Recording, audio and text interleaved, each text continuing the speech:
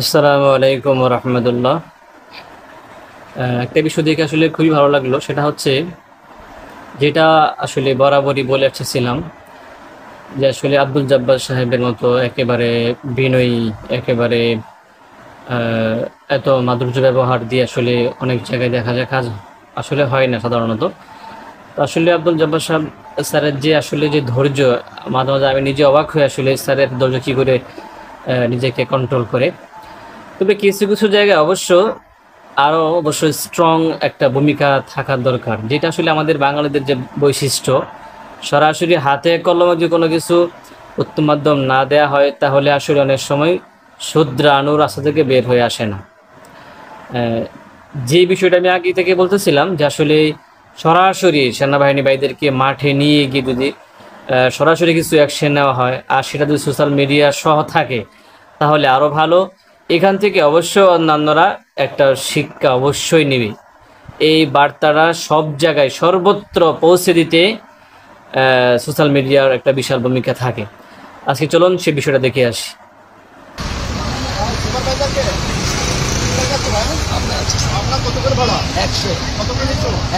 দেখুন আস্তে আস্তে পিছন দিকে যাচ্ছি, দেখেন।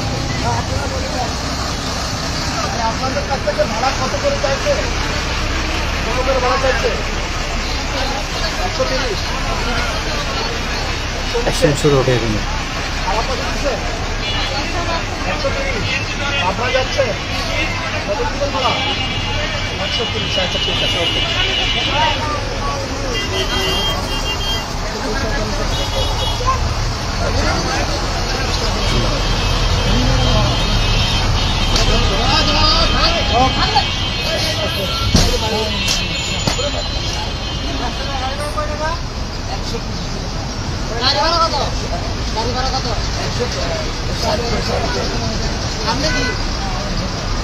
বেশি রাখলে ওরা যেন ফেরত দেয়,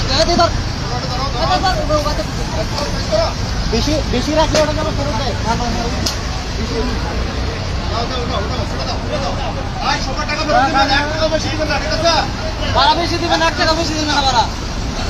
এভাবে যদি অ্যাকশন নেওয়া যায় এবং এটা সর্বত্র ছড়িয়ে দেওয়া যায়, তাহলে অবশ্যই আশা করি অনিয়মের যে একটা অরাজকতা, যে সয়লাভ যে হয়ে গেছে, এটা আসলে আস্তে আস্তে শূন্য কোটায় নেমে আসবে আশা করি। কারণ বাংলাদেশে আসলে একেবারে বিনয়ী ব্যবহার দিয়ে, একেবারে ভালো ব্যবহার করে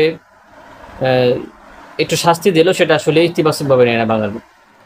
যদি আজ এভাবে সেনাবাহিনী সদস্যের মতো সরাসরি অ্যাকশন নেওয়া হয়, তাহলে দেখবেন একেবারে এটা একেবারে শূন্য কোটায় নেমে আসবে। ধন্যবাদ।